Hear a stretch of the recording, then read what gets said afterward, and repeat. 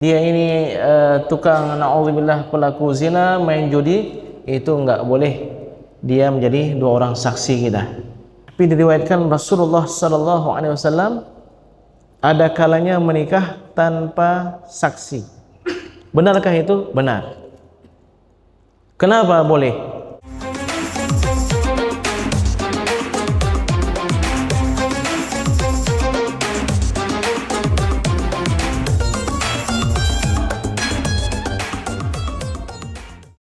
Kemudian yang terakhir, pertanyaan dari Bapak terkait ijab dan qabul. Kan dalam pernikahan harus ada saksi, betul? Dua orang saksi. Wa syahidai adlin, ya. La nikaha, tidak sah nikah illa biwaliyin, melainkan dengan seorang wali. Wa syahidai adlin, dan dua orang saksi yang adil. Apa maksud adil di sini?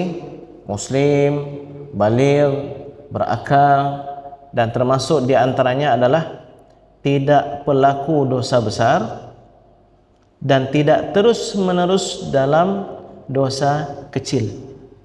Ya, itu yang zahir bisa kita hukum. Yang enggak zahir, dia sendirian, dia dalam rumahnya, dia di kota lain, kita enggak lihat, itu enggak menjadi masalah bagi kita. Tapi kalau kita lihat dia ini tukang minum khamar, tukang meninggalkan salat, ya, dia ini tukang na'udzubillah pelaku zina, main judi, itu enggak boleh dia menjadi dua orang saksi kita. Bagaimana nikahnya? La nikaha la yasihun nikah, tidak sah nikahnya, tidak sah nikahnya. Wali yang fasik, fasik lawan daripada adil. Saksi yang fasik, itu enggak sah pernikahannya. Tapi kemudian para ulama melihat perubahan zaman, bahwa orang yang terhindar dari melakukan dosa kecil ini sulit didapatkan, dan nanti akan menjadikan banyak orang perempuan tidak boleh dinikahkan oleh ayahnya. Maka berdasarkan apa yang kita dapatkan misalnya dalam kitab Bughiyatul Mustarsyidin, ya, itu dibolehkan seorang wali yang tidak salat menikahkan putrinya, tapi hendaknya disuruh bertaubat. Bagaimana disuruh bertaubat? Dia nggak pernah salat, Ustaz. Kapan akad nikahnya? Akad nikahnya jam 10. Suruh dia salat minimal waktu salat subuh. Ada salat. Setahu kami dia nggak pernah salat, Ustaz, tapi tadi subuh dia sudah salat, Ustaz. Oh, dia berarti dia dah taubat kepada Allah Subhanahu wa taala. Walaupun nanti zuhur enggak salat lagi. Kita kan enggak menghukum masa depan bagaimana. Yang sebelumnya yang kita lihat itu, yang selama ini yang kita lihat bagaimana. Dia sudah salat subuh, oh Masya Allah, dia sudah mendapatkan hidayah tadi malam.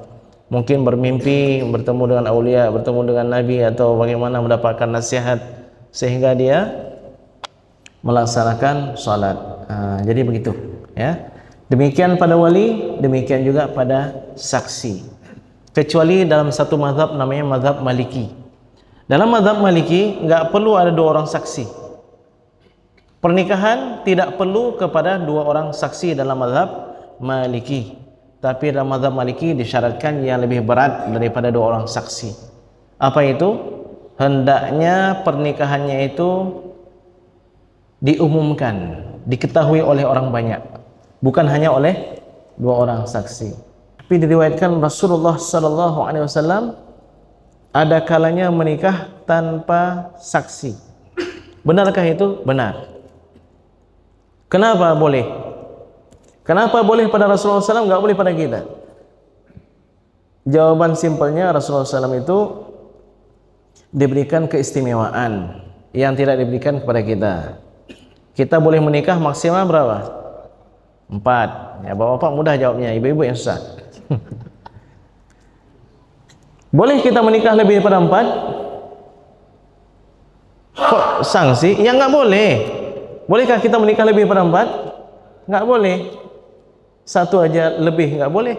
Lebih daripada satu enggak boleh, apalagi 4. Kenyataannya Rasulullah SAW punya istri berapa? Iya, Rasulullah SAW punya istri 11, tapi wafat Rasulullah SAW bersama 9 orang istri. Kok boleh? Ini namanya khususiyah Nabi. Nabi ada beban syariat yang berat dan di sisi lain ada yang diringankan. Nabi wajib tahajud, wajib duha. Kita nggak wajib tahajud dan nggak wajib duha. Nabi SAW kalau di medan jihad, beliau hanya sendiri berhadapan dengan ribuan jutaan, itu beliau nggak boleh mundur. Kalau kita berbanding lebih daripada 2 orang, 2 kali lipat, itu kita boleh mundur. Nabi nggak boleh mundur. Jadi termasuk di antara yang Allah berikan keistimewaan kepada Nabi SAW adalah boleh menikah tanpa ada saksi. Itu jawaban mudahnya. Jawaban yang kedua, untuk apa saksi itu? Untuk apa mesti ada saksi?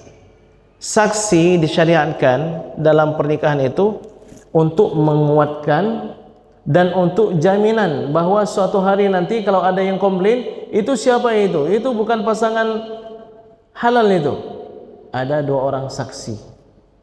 Jadi 2 orang saksi ini menenteramkan baik dari pihak laki-laki maupun dari pihak perempuan. Dari pihak perempuan jelas 2 orang saksi itu akan demi kebahagiaan dan demi keamanan dan kenyamanan mereka. Tapi bagi suami bisa saja istrinya diambil sama orang. Apalagi di zaman akhir ini, istri orang pun bisa diambil sama orang yang lain. Ya, mana bukti itu istri kamu?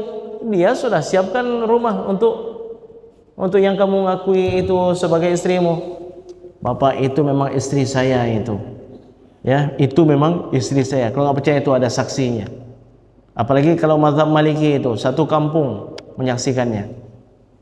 Baik, kalau seandainya yang menikahi putri kita itu Rasulullah SAW, apakah ada kesangsian dalam hal itu? Tidak ada. Ya, maka wajar Rasulullah SAW nggak perlu ada saksi, bahkan nggak perlu ada wali. Rasulullah SAW boleh menikahi seorang wanita tanpa ada wali dan tanpa ada saksi. Ya, baik demikian.